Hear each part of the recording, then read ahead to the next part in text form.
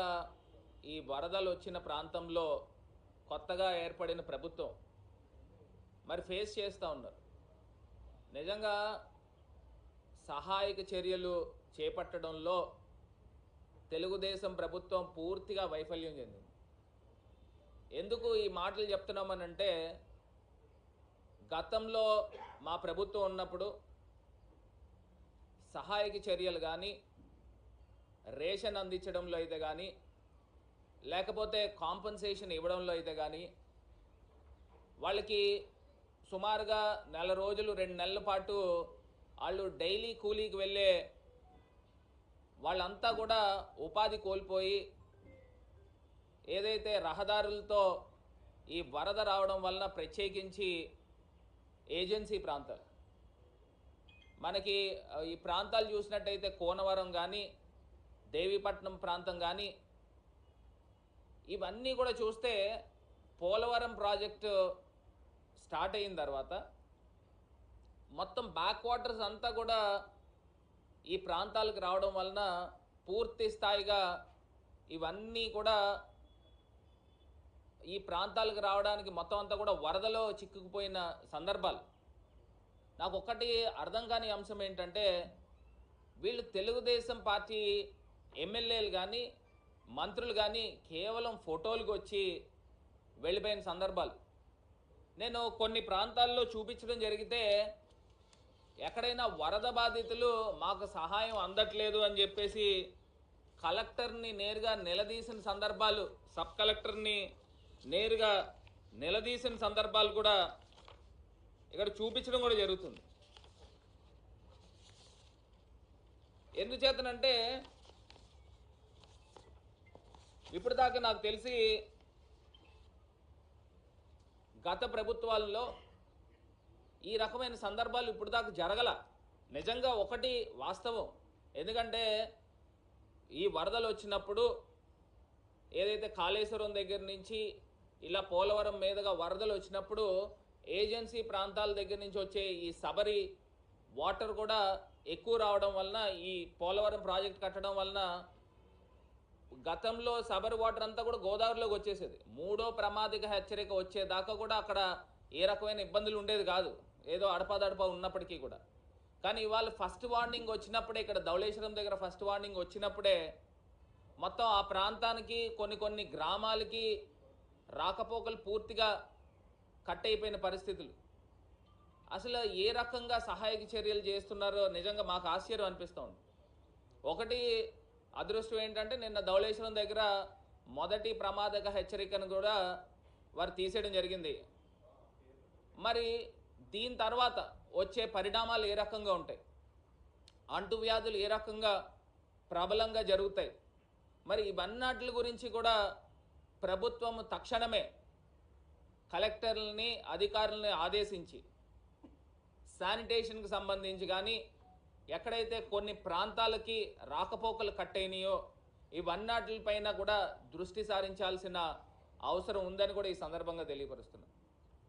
మరి నాకు ఒకటి అర్థం కానిది ఏంటంటే, ప్రతి సోమవారం పోలవరం అన్న చంద్రబాబు నాయుడు గారు మరి సహాయక చర్యలు ఏ రకంగా జరుగుతూ ఉన్నాయి, వరదల్లో చిక్కుకున్న బాధితులు ఏ రకంగా ఉన్నారు అని ఇప్పుడు దాకా చాపర్ పైన, హెలికాప్టర్ పైన సర్వే చేసిన సందర్భాలు కనబడలా. మరి ఒక్కసారి రాష్ట్ర ప్రజలందరూ కూడా గమనించండి. ఇప్పుడు అక్కడ పోలవరం దగ్గర జనరల్గా జరిగే వర్కులుకే ఈయన సోమవారం పోలవరం అని వెళ్తూ ఉన్నాడు. మరి ఇక్కడ ఇంత ఘటనలు జరుగుతూ ఉన్నాయి. మరి జరుగుతున్నప్పుడు ఈయన ఏ రకంగా ప్రజల్ని మరి ఆదుకునే ప్రయత్నం చేశారు, ఒక్కసారి ఆలోచన చేయాల్సిందిగా మరి కోరుతా ఉన్నా. తక్షణమే ఇప్పుడు రాజమండ్రి దగ్గరకు వచ్చినట్టయితే, ఏదైతే బ్రిడ్జి లంక దగ్గర కొంతమంది కుటుంబాలు ఉన్నాయి, వాళ్ళు మామూలుగానే జనరల్గానే బయటకు వచ్చేస్తారు. వీళ్ళు ఏదో తీసుకొని వచ్చి ఏదో ఫోటోకో లేకపోతే మీడియాకో చిన్న షో చేసే కార్యక్రమం చేస్తున్నారు. ఇవన్నీ కూడా తక్షణమే మరి ప్రభుత్వం చర్యలు తీసుకోవాలని మరి ఈ సందర్భంగా మరి కోరుతా ఉన్నాము. మరి అదే రకంగా వరదలు అనేసరికి రెండోసారి కూడా మరి వరదలు వచ్చే సందర్భాలు కూడా ఉంటాయి. ఎందుకంటే ఇప్పుడు మొన్న రీసెంట్గా చూసినట్టయితే మ్యాక్సిమం అవుట్ఫ్లో వెళ్ళింది 16 లక్షల క్యూసెక్ వాటర్ అనుకుంటా.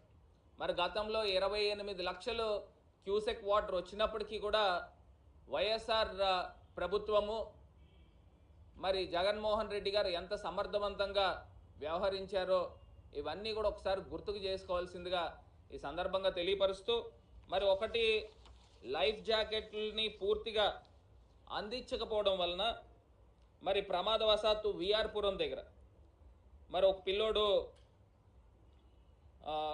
కొప్పాల జగపతి రెడ్డి అనే ఒక పిల్లోడు మరి బోట్లో వెళ్తుండగా అదుపు తప్పి మరి చనిపోయిన సందర్భం. ఇవన్నీ కూడా ప్రభుత్వం పూర్తి స్థాయిగా లైఫ్ జాకెట్లు అయితే కానివ్వండి, రేషన్ అయితే కానివ్వండి, లేకపోతే డబ్బులు ఇప్పించడంలో అయితే కానివ్వండి, ఇవన్నీ కూడా మరి పూర్తిగా దీంట్లో 100కి 100% చేయాల్సిన అవసరం ఉంది. మరి గతంలో వాలంటీర్ సిస్టమ్ ఉండేది. మరి ఆ వాలంటీర్ సిస్టమ్ ఉన్నప్పుడు చక్క చురుగ్గా పిల్లలు పనిచేసేవారు. మరి ఇలాంటి మరి ఘటనలు జరిగినప్పుడు ఇమ్మీడియట్గా రెస్పాండ్ అయ్యి ఎక్కడికక్కడ మొత్తము వాళ్ళకి అందరికీ కూడా బాధితులకి అందరికీ కూడా వీళ్ళే వాలంటీర్ సిస్టమ్ అంతా గొప్పగా పనిచేసిన సందర్భం. మరి ఈ చంద్రబాబు నాయుడు గారు వచ్చిన తర్వాత వాలంటీర్లకి 10,000 రూపాయలు మరి వాళ్ళకి స్టైఫండ్ కానీ లేకపోతే ఇస్తానని చెప్పి మరి వాళ్ళని ఏ రకంగా తీసేసిన సందర్భాలు, వాలంటీర్ సిస్టమ్నే మొత్తం నిర్మూలన చేసిన సందర్భం. రాష్ట్ర వ్యాప్తంగా 4 లక్షల మంది పిల్లలు వాలంటీర్ పిల్లల్ని తీసేసిన సందర్భం. మరి ఇది ఎక్కడికి వెళ్ళిపోతా ఉన్నాము? మరి ఇదే చంద్రబాబు నాయుడు గారు నిరుద్యోగ భృతి 3,000 ఇస్తా అన్నాడు. మరి వాలంటీర్స్ కూడా పాపం చాలామందికి ఉద్యోగ ఉపాధి లేకపోవడం వలన కదా మరి వాలంటీర్స్ కింద వస్తూ ఉన్నారు. మరి నిజంగా ఆ రకంగా ఆలోచన చేసిన ఈ వాలంటీర్ సిస్టమ్ని కంటిన్యూ చేయాలి కదా. మరి ఈయనే మాటలు ఇచ్చాడు, ఇదే చంద్రబాబు నాయుడు గారు మరి మాటలు ఇచ్చి వాగ్దానాలు చేసి మరి ఏ రకంగా వాలంటీర్స్